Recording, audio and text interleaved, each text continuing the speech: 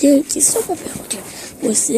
Eu tô mandando isso pro YouTube porque eu sei que vocês matam as putas, não é?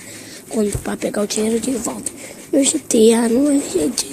Mas não matem elas, porque tem um novo blog, novo videogame, e as mulheres estão peladas com um negócio de coelho em cima.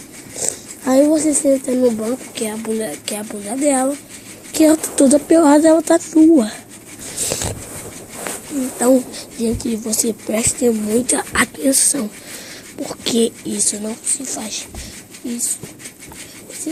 Você acaba de tomar um cafezinho com ela dentro do carro.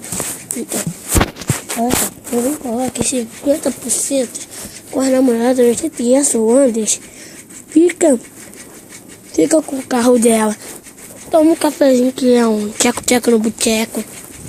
Com todas as namoradas, 50%. Menos um que é do Velho Oeste.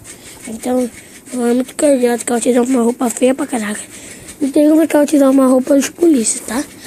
Então, tome muito cuidado. Muito mesmo.